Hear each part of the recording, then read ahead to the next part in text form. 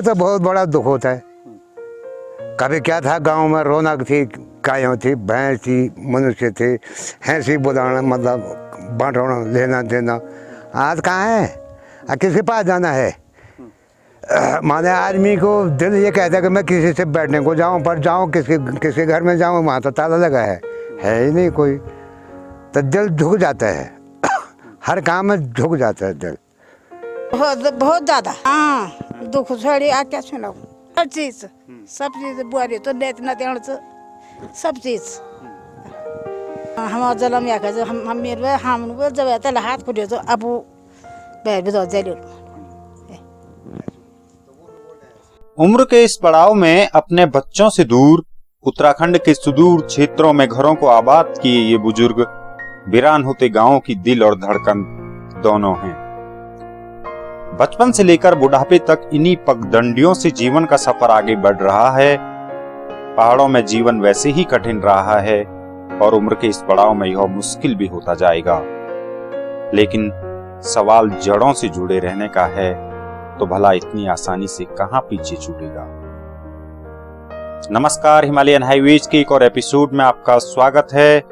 आज हम आपके लिए लेकर आए हैं कुंडेश्वर महादेव के आशीष से अपना सफर तय कर रहे कोठा राजकुंडी गांव को। पहाड़ों में पलायन हमेशा चर्चा में रहता है, लेकिन कोठा राजकुंडी गांव इसका जीता जागता गवाह है।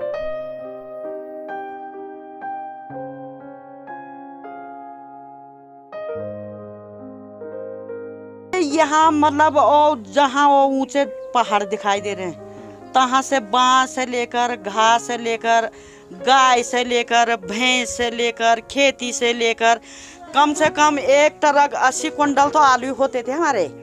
80 कुंटल, वही 5-6 से चौलाई नीचे नहीं निकलती। 10-12 कुंटल तो गेहूं ही निकलते थे, पर मेहनत परिश्रम करनी पड़ती थी। आज कितना निकलता, आज तो क्यारी में सब्जी भी नहीं मिल रही। वो तो जबरदस्ती ये है ना, हम लोगों ने पहले जिंदगी मार रखी है, पूरा घर बर्बाद हो गया, टूट फूट कर गए। यहाँ टूट रखा, जगह जगह कहीं तोड़ फोड़ जानबूझ के किया गया, कहीं टूट गया अपने आप। इसे रह रखी हूँ मैं घर में, वैसे बच्चे थोड़ी हैं खुश घर में रह करके। चमोली जनपद के नारायणबगड़ विकासखंड स्थित कोठा राजकुंडी गांव तक पहुंचने के लिए आपको दुर्गम पहाड़ी रास्तों को पार करना होता था। पिछले कुछ सालों में सड़क निर्माण में तेजी आने के बाद यह सफर आसान हुआ है, लेकिन अभी भी सड़क निर्माण का कार्य पूरा नहीं हुआ है। कोठा राजकुंडी गांव पहाड़ी गांवों की अपनी लोक संस्कृति और परंपराओं का निर्वहन आज भी कर रहा है। सुदूर पहाड़ों में स्थित इस गांव के इतिहास और जीवन शैली को जानते हैं यहाँ के स्थानीय निवासियों से। ये सब इसलिए जैसे अभी कश्मीर में पंडितों को भगाया, हमारा पहले कश्मीर से आए हैं हम, कश्मीरी लोग यहाँ पहुँचे कोठा। पुराने लोगों का इतिहास है, कश्मीर से कोठा आए। इसके बाद ये हमारे नेगी लोग हैं, ये नीचे चिड़िंगा में, ये भी साथ ही आए। वो गांव अलग बसा, ये पुरोहित हैं यहाँ पे मात्र।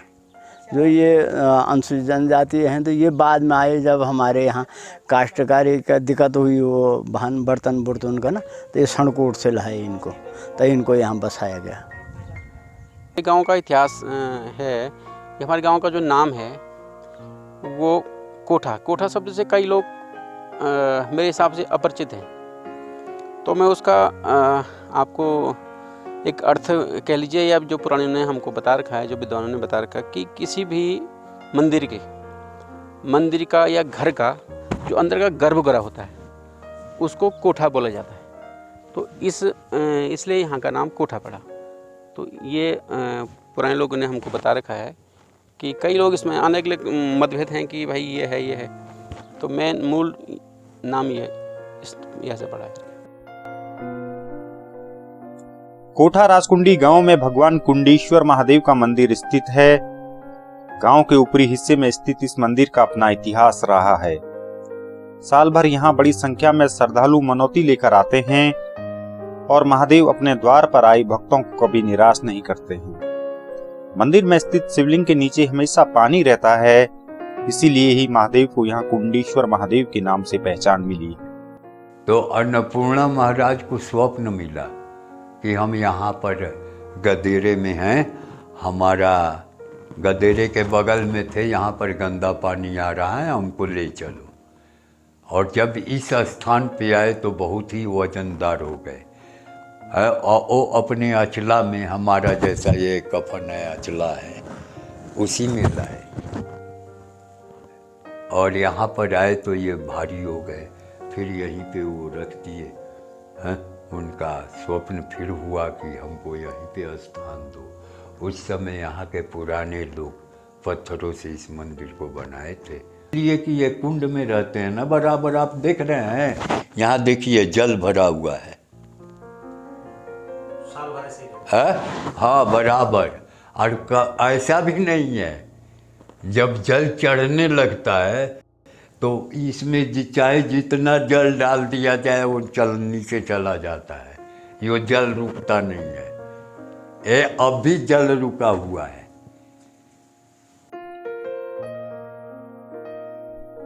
पहाड़ों में बुनियादी सुविधाओं का अभाव हमेशा से ही लोगों को पलायन के लिए मजबूर करता आया है और कोठा राजकुंडी गांव पलायन प्रभावित गांवों की सूची में शामिल है। मुख्य बाजार से गांव की अधिक दूरी, दुर्गम पहाड़ी रास्ता, शिक्षा संचार जैसी सुविधाओं का अभाव यहाँ सबसे बड़ी समस्या रही है। पिछले कुछ वर्षों में इस गांव से लगभग 50% आबादी महानगरों में पलायन कर गई और इसका असर अब गांव पर भी नजर आने लगा है। कृषि और पशुपालन के लिए पहचान रखने वाले इस गांव में अब हर वक्त छाई रहने वाला सन्नाटा बुजुर्गों को हताश और निराश कर जाता है।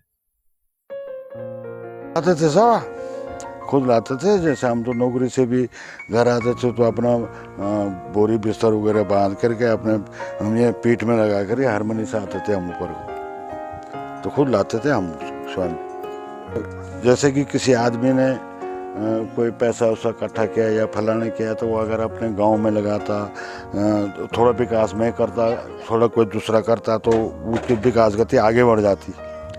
जिसके पास थोड़ा सा पैसा आया निर्यात अगर ज़्यादा बढ़ा तो उसने गांव छोड़ा तो गांव का क्या विकास हुआ? वो आदमी जहां बसा तो उसका वहीं का विकास हुआ। वर्तमान समय में कोठा राजकुंडी गांव को आधुनिकता के साथ जोड़ने के भी प्रयास किए जा रहे हैं, लेकिन इन प्रयासों को गति देने की आवश्यकता है। स्थानीय ग्राम प्रधान भी गांव की समस्याओं को सरकार तक पहुंचाने में जुटे हैं, साथ ही गांव में बुनियादी सुविधाओं को बढ़ाने पर जोर दे रहे हैं। देखिए, अभी हमारे गांव की जो सड़क है वो 2003-4-5 में स्वीकृत हो पाई, वो भी गांव के ही लोगों द्वारा। जो हमारे पुराने ताऊ जी दादा लोग थे उन्हीं के द्वारा ये काम हो पाया। और अब जाके 2017 में जाके ये रोड हमारे द्वारा, हम गांव के सभी लोगों द्वारा प्रयास किया गया, 2017 में ये रोड बन पाई। और अभी भी मतलब रोड अभी कच्ची है, पक्की नहीं हो पाई। तो पीडब्ल्यूडी विभाग में कई बार हमने बता भी दिया तो कह रहे हैं आज होगा। तो अब वो आज होगा तो काल में होगा तो भगवान जाने। जब सड़कें नहीं थी तभी से लोग लगभग गांव खाली हो गया। तो अगर वो सड़कें पहले आ जाती, या सड़क कह लीजिए या लाइटें कह लीजिए, ये पहले आ जाते तो कम पलायन होता। तो लाइट और जो सड़कें हैं वो अब आ रही हैं, लगभग 5-6 सालों से लगभग हर गांव में या हमारे गांव में आ रही है। तो तब कुछ कम है अब पहले से। उत्तराखंड के सुदूर क्षेत्रों में स्थित गांव में अब वो रौनक नजर नहीं आती जो पहले कभी हुआ करती थी। गांव की तरफ जाने वाली पगडंडियां भी अब लोगों की आवाजाही से गुलजार नहीं रहती। बेहतर जीवन शैली के लिए बुनियादी सुविधाएं आवश्यक हैं, ऐसे में लोगों का पलायन करना मजबूरी बन जाता है। कोशिश की जानी चाहिए कि बुनियादी सुविधाओं के साथ बेहतर रोजगार के विकल्प जुटाए जाएं, जिससे वीरान होते इन गांवों की रौनक वापस लौट सके।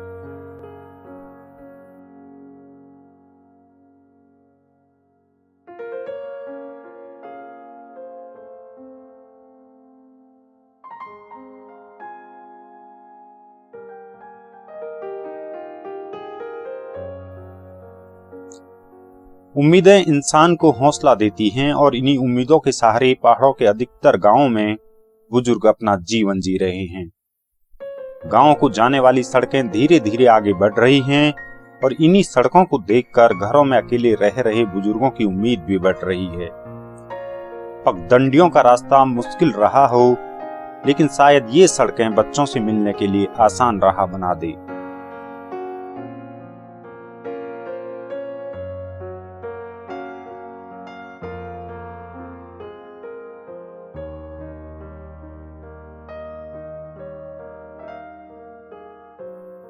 हिमालयन हाईवेज के आज के सफर में इतना ही।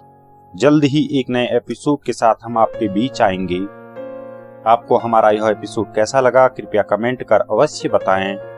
साथ ही हमारे चैनल को भी सब्सक्राइब करें।